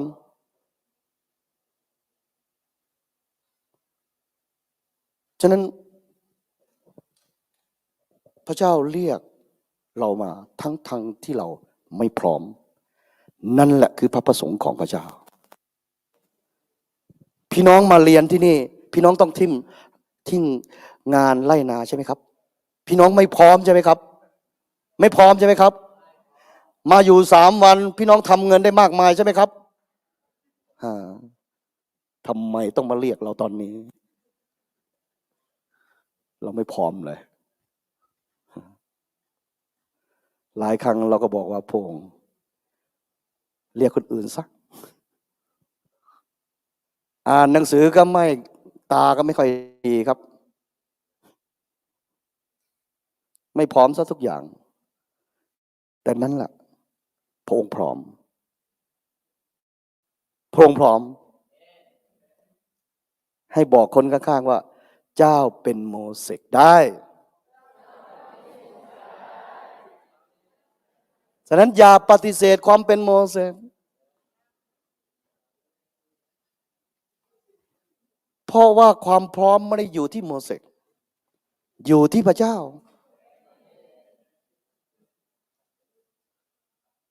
ผมเหมือนกันพระเจ้าเรียกผมเป็นคนครัวกินพระองค์เอ้ยผมจะพร้อมที่ไหนผมมีครอบครัวผมแต่งงานแล้วผมต้องแบกรับภาระใช้จ่ายในครอบครัวพระองค์ให้มาเรียนพระคัมภีร์4 ปีนู่นนะผมจะเอาอะไรกินฮะไม่ว่าแต่ผมลูกและเมียผมจะเอาอะไรกิน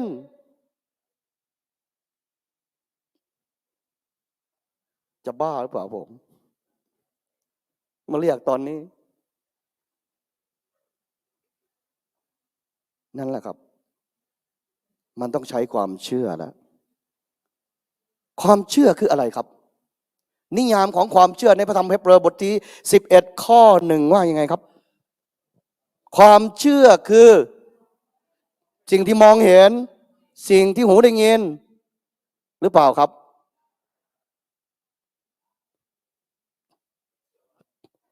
ผมภาษาอังกฤษนี่ผมไม่เก่งครับแต่ผมจะเลือกคำศัพท์ที่ผมสนใจภาษาอังกฤษเนี่ยเวลาสิ่งที่เราประดิษฐ์ขึ้นมาภาษาอังกฤษใช้ว่าอะไรครับเวลาเราประดิษฐ์ขึ้นมาใช้ว่าอะไรครับ make ครับ make ใช่ไหมครับ make แต่ในพระคัมภีร์ในปฐมกาลเมื่อพระเจ้าทรงสร้างโลก ในคำศัพท์นั้นใช้คำว่าอะไรครับ create ใช่ไหมครับ แล้วผมก็ไปดูว่าคำว่า create นี่คืออะไร make นี่คืออะไร make นี่สร้างขึ้นมาจากวัตถุที่มันมีอยู่แล้ว มีวัตถุดิบอยู่แล้ว แต่ create นี่ผมไม่ใช่ครับ ว่างเปล่าทั้งหมดเลย แต่เมื่อพระเจ้าพูดมันปรากฏขึ้นทันทีเลยผมเลยสนใจภาษาอังกฤษ2 คำเนี่ย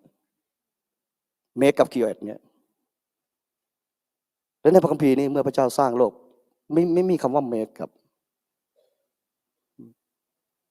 ฉะนั้นพระเจ้าจะสร้างจากสิ่งที่เราไม่มีพระเจ้าจะไม่สร้างจากสิ่งที่เรามีเพราะว่าฤทธิ์อำนาจของพระองค์จะได้ปรากฏขึ้นแต่สร้างจากสิ่งที่เรามีฤทธิ์อำนาจของพระองค์จะไม่ปรากฏ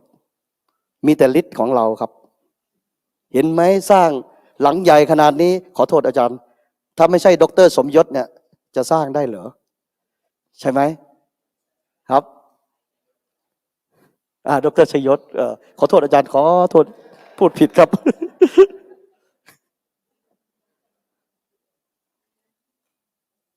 ครับพระเจ้าจะสร้างจากสิ่งที่เราไม่มีเท่านั้นครับพระเจ้าเรียกโมเสสจากสิ่งที่เขาไม่พร้อมความไม่พร้อมของโมเสสคือเวลานี้พี่น้องรู้ไหมโมเสสถูกเรียกมาตอนอายุเท่าไหร่ครับคนอายุ80อยู่ทำงานอยู่ในราชการเขาบอกว่ารีไทร์เรียบร้อยแล้วใช่ไหมครับ65ก็ไปแล้ว80ยังมาเสอะอีก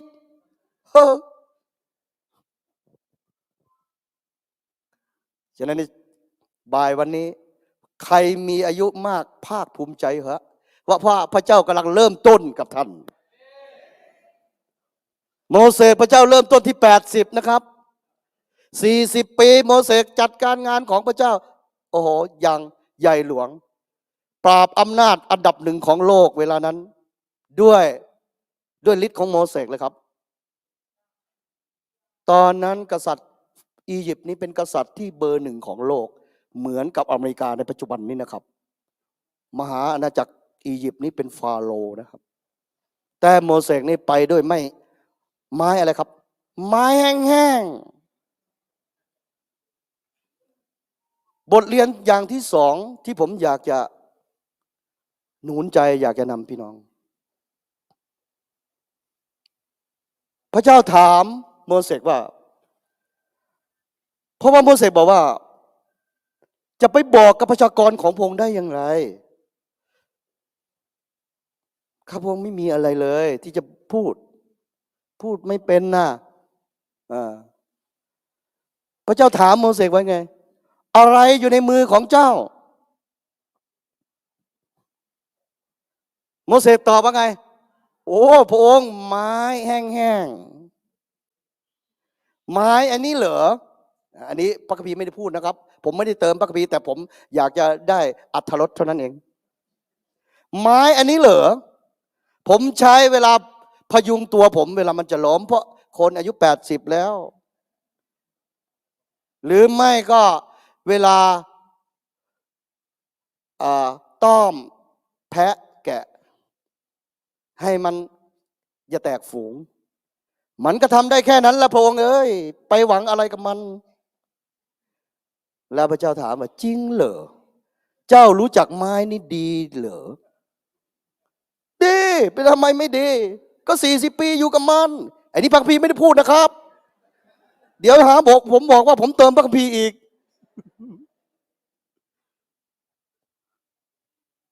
ถ้าอย่างนั้นน่ะเจ้าลองโยนมันลงพื้นดูดิว่า40ปีที่เจ้ารู้จักมันน่ะจริงเหรอพอโยนลงไปแล้วทำไงครับหูยอ้าวไหนบอกว่ารู้จักมันจับมันสิโมเสสโอ้ยมันจะกัดเราไหมนี่เห็นไหมครับบ่ายวันนี้อะไรอยู่ในมือพี่น้อง อะไรครับอยู่ในมือของพี่น้อง โยนให้พระเจ้าสิครับ โยนให้พระเจ้าสิถ้ามันอยู่ในมือพี่น้อง มันก็จะเป็นไม้แห้งอยู่เดิมๆมันจะไม่เป็นอะไรได้เลย มันไม่สามารถเป็นอะไรได้เลย แต่ถ้าพี่น้องโยนให้พระเจ้า เหมือนกับโมเสสโยนไม้แห้งนั้น โมเสสจึงรู้ว่า แล้วรู้ไหมว่า โมเสสนี่ปลดปล่อยทาส2 ล้านกว่า ด้วยอะไรครับ ด้วยไม้นั่นแหละครับ เมื่อก่อน40 ปีหลัง โมเสสมีอะไรครับ มีกองทัพ มีนามยศใช่ไหมครับ มีความรู้อย่าลืมนะครับ โมเสสนี่จบสถาบันกษัตริย์นะครับ เรียนสูงสุดนะครับ ผู้เขียนพระคัมภีร์ในโมเสสนี่เป็นนักศึกษาที่มีปัญญาชนสูงสุดนะครับ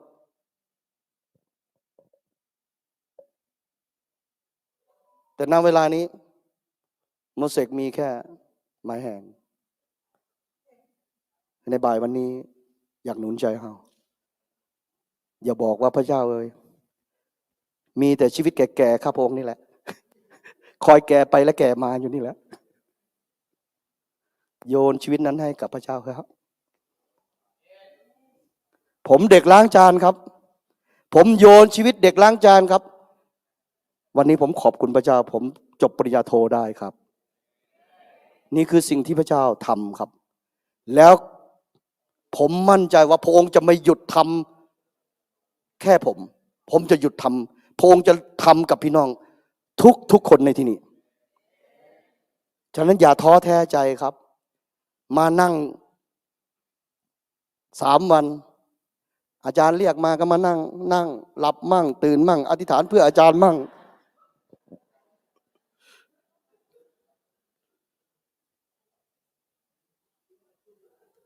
อย่าอาเมนนะ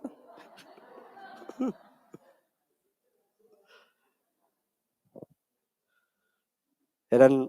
พระเจ้าเห็นคุณค่าของท่านสิ่งที่ท่านบอกมันมีค่าพระองค์บอกว่ามีค่ามอบให้พระองค์สิครับมอบให้พระองค์สิครับพระองค์จะทำให้ปลดปล่อยพี่น้องผมซีเรียสเมื่อผมคิดถึงพี่น้องอาขาผมซีเรียสเพราะว่าผมรู้ว่าวิญญาณที่ครอบครองเผ่านี้รุนแรงเหลือเกินมันไม่ยอมตกนรกคนเดียวแน่นอนมันต้องการที่จะเอาพวกเราในตกด้วยครับอย่างนั้นผมอยากหนุนใจทุกคนเป็นโมเสสที่จะปลดปล่อยชาติเราออกมาจากการเป็นทาสนั่นครับซาตานมันพยายามจับชนเผ่านี้เป็นทาสของมันครับมันไม่ยอมลงนรกคนเดียวหรอกผมเห็นมันกระทำกับพี่น้องอยู่ที่ลาวเนี่ยเผ่าอาคานี่จะรุนแรงมากและลองเรามาเป็นเผ่าบลูครับทางใต้เผ่าบลูล่าสุดเนี่ยอาทิตย์ที่แล้วหรือบ้านไปอีก2 หลังครับอยู่เมืองสมุยแขวงสารวันผมเพิ่งเขียนคำร้องทุกข์ให้ส่งให้เขาเมื่อวานเนี่ยก่อนผมเดินทางมาครับเพราะว่าเผ่าเหล่านี้นี่นับถืออะไรครับผีครับลาวนี่ยังแค่ศาสนาไอ้พวกนับถือผีเนี่ยมันไม่ยอมครับมันไม่ยอมตกนรกแน่นอนครับมันปกครองบรรพบุรุษของเรามานานแล้วครับมันต้องจองเวรจองกรรมอยู่นั่นแหละแต่เราทำได้เพราะเราคือโมเสสที่จะปลดปล่อยพี่น้องของเราปลดปล่อยเชื้อชาติของเราปลดปล่อยตระกูลของเราออกจากการเป็นทาสนั้นครับฉะนั้นดลใจพี่น้องสิ่งที่พี่น้องมีมอบให้พระเจ้าเวลาพี่น้องมี3 วันพงเอาไปเลยเต็มที่อย่ามาด้วยความขมขื่นถึงเวลาไม่อยากหลับสายอาจารย์ชัยยศเลยจะเรียกกูไปเรียนอีกแล้วแต่ถึงเวลาเมื่อไหร่อาจารย์จะโทรมาครับ โอ้ยผมพร้อมอยากไปเรียนต่อครับเวลา3 วันให้พระเจ้าไปเลย ถ้ามันอยู่กับเรามันก็เป็นแค่3 วันนั่นแหละมันไม่มีเป็น6 วันได้หรอกแต่ถ้ามันอยู่กับพระเจ้าล่ะมันจะมีค่าครับนี่คือสิ่งที่บทเรียนจากโมเสสครับบทเรียนอย่างที่3เป็นบทเรียนสุดท้ายครับพระเจ้าบอกว่ายังไงถอดรองเท้าเจ้าออกเพราะว่าสถานที่นี้เป็นสถานที่ศักดิ์สิทธิ์จงถอดรองเท้าของเจ้าขอโทษอาจารย์ครับผมขออนุญาตใส่รองเท้าครับผมรู้ว่าพี่น้องถอดหมดแต่ผมยืนนานๆแล้วไม่ได้ครับครับ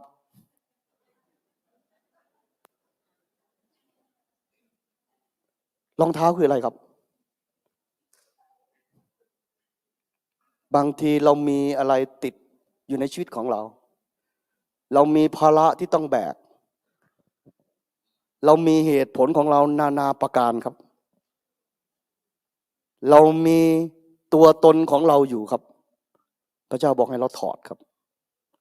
เมื่อเราเข้ามาหาพระเจ้าเราต้องเข้ามาด้วยไม่มีอะไรติดมาครับขณะที่เรียนอยู่นั่งเรียนอยู่ก็อธิษฐานเผื่ออาจารย์มั่งอยู่ที่บ้านควายยังไม่ได้กินหญ้านะโอ้เข้าที่ไร่นั้นก็นกเริ่มกินแล้วนะ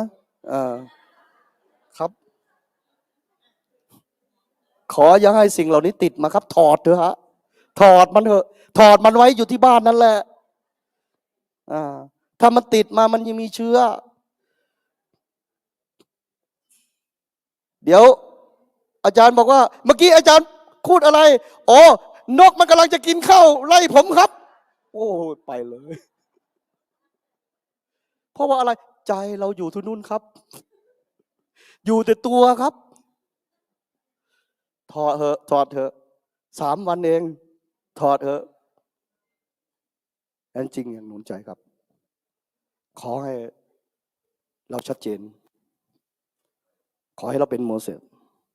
ปลดปล่อยชนชาติเราเขากำลังเป็นทาสพระเจ้าพูดกับโมเสสที่มันแตะจิตใจผมมากเลยเราได้ยินเสียงร้องครวญครางความทุกข์ทรมานของชนชาติเราไปถึงบัลลังก์ของเราพี่น้องได้ยินเสียงร้องครวญครางที่วิญญาณต่างๆคุกคามชีวิตเผ่าอาคาไหมครับได้ยินไหมครับถ้าได้ยินช่วยเขาเถอะครับช่วยเขาเถอะช่วยปลดปล่อยเขาเถอะช่วยเป็นโมเสสครับเพื่อจะปลดปล่อยเขาขอบคุณพระเจ้าผมอยากอธิษฐานเป็นพิเศษฮาเลลูยาฮาเลลูยาโอ้ฮาเลลูยาฮาเลลูยาขอบคุณพระองค์ขอบคุณพระองค์ขอบคุณสำหรับความขอบคุณขอบคุณพระองค์ที่พระองค์ทรงให้ลูกได้มามีส่วนในชีวิตของพี่น้อง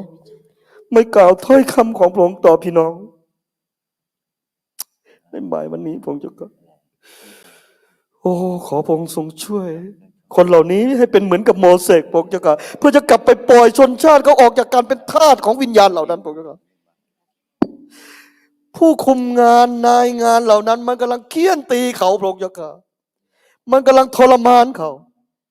ขอการปลดปล่อยขอส่งผู้ปลดปล่อยไปด้วยพระองค์เจ้าค่ะปลดปล่อยเขาออกมาให้มีอิสรภาพด้วยพระองค์เจ้าค่ะโอ้พระองค์เอ๋ยถึงเวลาแล้วพระองค์เจ้าค่ะเขาเป็นทาสมาหลายปีแล้วพระองค์เจ้าค่ะเขาเป็นทาสมาหลายรุ่นบรรพบุรุษของเขาแล้วพระองค์เจ้าค่ะบัดนี้ขอการปลดปล่อยได้เกิดขึ้นจากพี่น้องเผ่าอาขาทุกคนพระองค์เจ้าค่ะฮาเลลูยาฮาเลลูยาฮาเลลูยาการปลดปล่อยได้เกิดขึ้นด้วยพระองค์เจ้าค่ะและจะถูกปลดปล่อยเขาจะถูกปลดปล่อยเหล่านั้นด้วยลูกสาวลูกชายของพระองค์ที่นั่งอยู่ที่นี่ทุกคนนี่แหละพระองค์เจ้าค่ะสรรเสริญพระองค์สรรเสริญพระองค์สรรเสริญพระองค์ ขอบคุณพระองค์เจ้าขอบคุณพระองค์เจ้าขอพระเกียรติพระสิริจงเป็นของพระองค์เจ้าขอพระองค์สืบต่อพระองค์เจ้าข้าในการที่จะเล่าลมจิตใจในการที่จะทำงานในหัวใจของพี่น้องเหล่านี้ที่ได้ยินได้ฟังเสียงจากพระองค์เจ้าในบ่ายวันนี้พระองค์เจ้าข้าขอบคุณพระองค์เจ้าขอบคุณพระองค์ขอบคุณพระองค์ขอพระเกียรติทั้งสิ้นเป็นของพระองค์ด้วยในนามของพระเยซูคริสต์เจ้าเอเมนขอบพระคุณเจ้า กาซาลาเมียล่ะยอมมือเมียเราสุดยอดเลยเราได้รับการเสริมกำลังมากเลยวันนี้ก็จีเดอินโนจิเดี๋ยวคืนนี้ผู้นำไอแคนจะไปประชุมหารือทานอาหารเย็นกับจันภูเพชรเนาะเรารู้สึกประทับใจมากครั้งนี้ใช่เป็นครั้งแรกแต่จะเป็นครั้งสุดท้ายไหม โอเคก็ขอบคุณพระเจ้าจริงๆสำหรับพระพรที่อาจารย์นำมาก็จีนิวที่ก็ลดทัวร์เนี่ยเราจะอธิษฐานออกเสียงพร้อมกันอธิษฐานอวยพรชีวิตอาจารย์ขอพระเจ้าปกปักรักษาครอบครัวพันธกิจงานทางด้านกฎหมายเนาะแล้วก็เราจะมีน้ำตาเพราะว่าเราสัมผัสได้ถึงความรักของพระเจ้าผ่านทางอาจารย์ที่รักพระเจ้าและรักพี่น้องอาคาสังกาหนึ่งมาค่อยหุ่มล้อหรอกขอบคุณพระเจ้าจริงๆชีวิตของท่านเจอผ่านพบอะไรมาเยอะแยะไปหมดแล้วก็นั่นเป็นส่วนหนึ่งของการเตรียมชีวิตที่จะเป็นพรที่จะถวายเกียรติยศแด่พระเจ้าแม้เหออยามหลักคืออายุก็ตุขอกลชาเรามีของโจอาคาซาก็ตุขอกลชา